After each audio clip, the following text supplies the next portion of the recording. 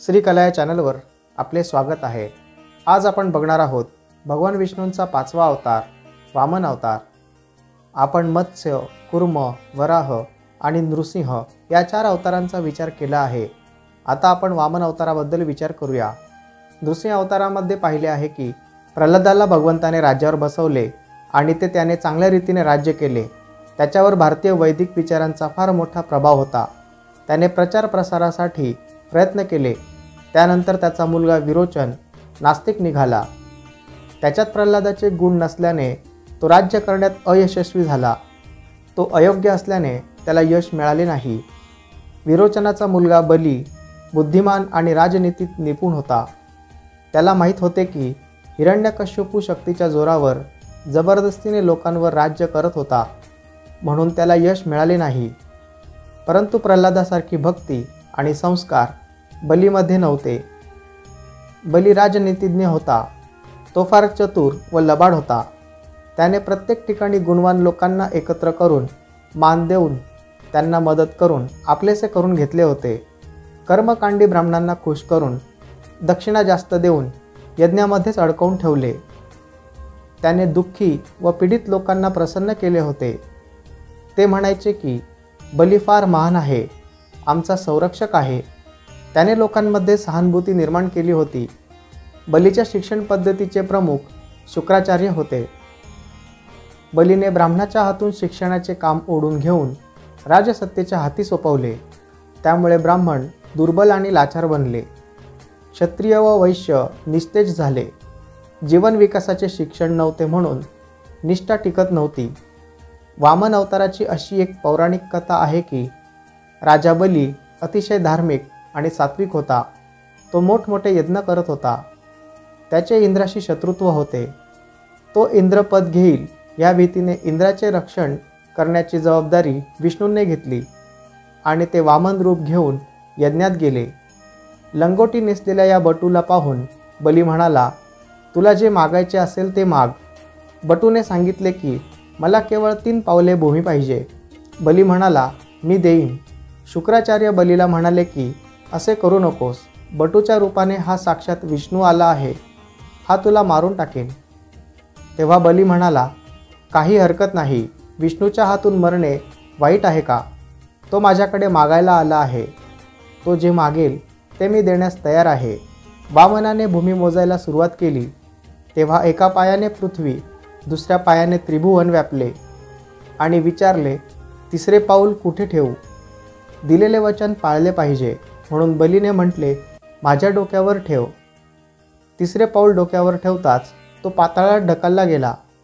पाताळात जात असताना विष्णू त्याला म्हणाले, मी तुझे आणि तुझ्या पुत्रपौत्रांचे रक्षण करीन, तू तेथे सुखाने राहा। बली परम भक्त होता म्हणून त्याच्या रक्षणाची जबाबदारी भगवंताने घेतली। एक अशी सुंदर कथा आहे की वास्तविक वामन अवतार एक रूपकात्मक वर्णन आहे। त्याचा जन्म कसा झाला ते आपण आता ऐकूया। बलीने ब्राह्मण, क्षत्रिय आणि वैश्य या 3 वर्णांना निस्तेज करून टाकले होते। ईश्वर आणि वैदिक संस्कृतीचे नाव निशाण नष्ट करून टाकले। लोकांमध्ये ईश्वर प्रेम निघून गेले। वैदिक शिक्षणाची पुन्हा स्थापन कसे करावे ही फार मोठी समस्या निर्माण झाली। समाजाची अशी अव्यवस्था पाहून भगवतप्रेमी स्त्री समाजाला अत्यंत संताप झाला। हे पाहून एका आदर्श नारीला क्रोध आला। तिने भगवंताला प्रार्थना केली की भगवंता, मला पुत्र द्यायचा असेल तर असा पुत्र दे की सांस्कृतिक जीवन टिकून राहण्यासाठी तो आपल्या जीवनाचे बलिदान करील। या एकाच स्त्रीमध्ये चैतन्य होते। भगवंताने ते तेज ओळखले। त्या स्त्रीचे नाव आदिती होते।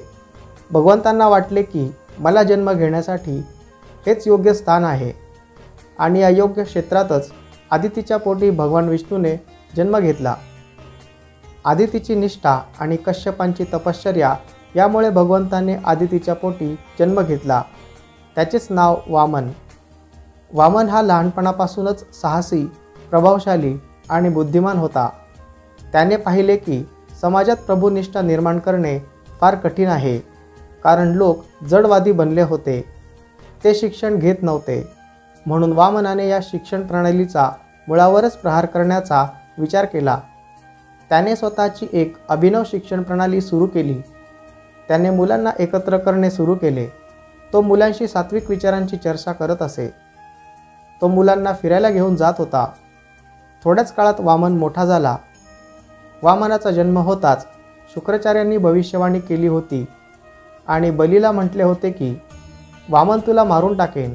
तेव्हा बली म्हणाला, हा कोपऱ्यात बसून राहणारा हा बुटका शूद्र वामन माझे काय बिघडू शकणार नाही. कोठे हिमालया एवढा मी आणि कोठे हा शूद्र. आणि बलीने त्यांच्या म्हणण्याची उपेक्षा केली. परंतु त्याच्या काळात बटूने प्रचंड कार्य केले. प्रत्येकाच्या अंतःकरणात भगवान जागृत केला. वामन मोठा होऊ लागला. वामन जे सांगेल ते लोक करत होते. तेव्हा सगळीकडे वामन असा आवाज ऐकू येऊ लागला. लोक त्याची पूजा करू लागले. तेव्हा बली घाबरला आणि आता वामनाबरोबर संधी केली पाहिजे या भावनेने त्याने फार मोठा यज्ञ केला आणि वामनाला यज्ञात येण्याचे आमंत्रण दिले. वामनाने आपल्या 3 शर्ती त्याच्या पुढे ठेवल्या. जी चातुर्वर्ण व्यवस्था तू नष्ट करून टाकली आहेस ती पुन्हा उभी करावी, ही थोडीशी सामान्य मागणी होती. ती बलीने ताबडतोब मान्य केली. शुक्राचार्य चिडून निघून गेले. त्यांना समजले होते की वामन 3 पावले भूमी मागत आहे. याचा अर्थ असा आहे की ब्राह्मण, क्षत्रिय आणि वैश्य हे 3 वर्ण पुन्हा उभे राहतील आणि बलीचे अस्तित्व राहणार नाही. पण बलीला वाटत होते की हे ब्राह्मण आणि क्षत्रिय तर मी खरेदी केलेले गुलाम आहे. माझी संपत्ती त्यांना माझ्याकडे आकर्षित करील. हे कोठे जाणार नाहीत. पण वामनाने पहिल्या मागणीत सांगितले की यज्ञ बंद कर. समाजात सांस्कृतिक आणि नैतिक जीवन निर्माण करणे हे ब्राह्मणांचे कर्तव्य आहे.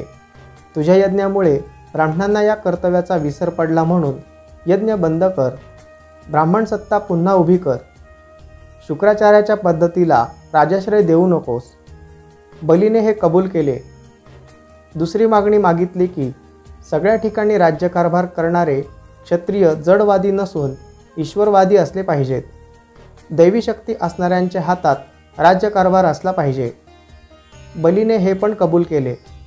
आणि तिसरी मागणी, या राज्यात फक्त ईश्वराला मानणारा, ईश्वराचे कार्य करण्यासाठी मी आलो आहे असे मानणारा आणि सात्विक विचारांचा जो असेल तोच व्यवसाय करेल. अशा रीतीने सर्व वैश्य ईश्वरवादी असतील अशी व्यवस्था कर. अशा काही अटी ठेवल्या. ही 3 पावले मागताच बली घाबरून गेला. तो म्हणाला, माझे असुर कोठे जातील? मी कुठे जाऊ? माझे अस्तित्वच राहिले नाही. तेव्हा वामनाने सांगितले की तुझ्या राहण्याची मी सुंदर व्यवस्था करतो. 7 पिढ्यांपर्यंत पुरेल एवढी संपत्ती मी तुला देतो. धन, वैभव, संपत्तीचा उपभोग घेऊन तू दक्षिणेला सुतलमध्ये राहा. मी तुझा द्वारपाल होईल. म्हणजे त्याला राजकायद्यासारखे नजरकैदेत ठेवले. वामनाने अशा प्रकारे पुन्हा चातुर्वर्ण व्यवस्था आणि दैवी संस्कृती उभी केली. त्यामुळे लोकांना फार आनंद झाला. संपूर्ण व्यवस्था वामनाच्या हातात आल्याने लोकांनी त्यावेळी दिवाळी साजरी केली. वामनाने लोकांना सांगितले की तुमचा उत्सव मूर्खपणाने भरलेला नसावा. उत्सवातूनही समाजाला शिक्षण मिळाले पाहिजे. वामनाने जगाला असा संदेश दिला की कनक आणि कांता यामुळे मनुष्य असुर बनतो. ब्रह्माने कनक आणि कांता यात भ्रम ठेवला आहे. संपत्ती उपभोगासाठी नाही, ती भोगदासी नसून आपल्या सर्वांची आई आहे. त्या आईचे पूजन करा. हे पूजन म्हणजेच लक्ष्मीपूजन. त्यानंतर लोक म्हणाले की बली फार चांगला होता. बली फार चांगला होता. त्याच्यात पुष्कळ गुण चांगले होते. वामन म्हणाला, ठीक आहे, त्याच्यामधले चांगले गुण घेतले पाहिजेत. त्याच्यासाठी 1 दिवस घ्या. तो दिवस म्हणजे बलिप्रतिपदा, म्हणजे नवीन वर्षारंभ. हे 3 दिवस म्हणजे दीपोत्सव. दिवाळी या दिवसात आनंद मानणे, आसुरी संस्कृतीपासून दूर राहून कनक आणि कांता यांच्याकडे पाहण्याचा दृष्टिकोन बदलूया. स्त्रीकडे मातेच्या आणि बहिणीच्या भावनेने पाहूया. लक्ष्मीपूजन व भाऊबीज यांच्यामध्ये बलिप्रतिपदा येते. ही आहे आपली दिवाळी. आणि कृष्णाने नरकासुराला मारून हजारो स्त्रियांना सोडवले. तो दिवस म्हणजे नरक चतुर्दशी. असे 4 दिवस हे दिवाळीचे आहेत. अशा प्रकारे संपूर्ण जगाला नैतिक आणि सात्विक बनवून जगाचे सांस्कृतिक आणि नैतिक पुनरुत्थान करून वामन भगवंताने आपले अवतार कार्य पूर्ण केले. तर आज आपण बघितलं आहे वामन अवताराची कथा.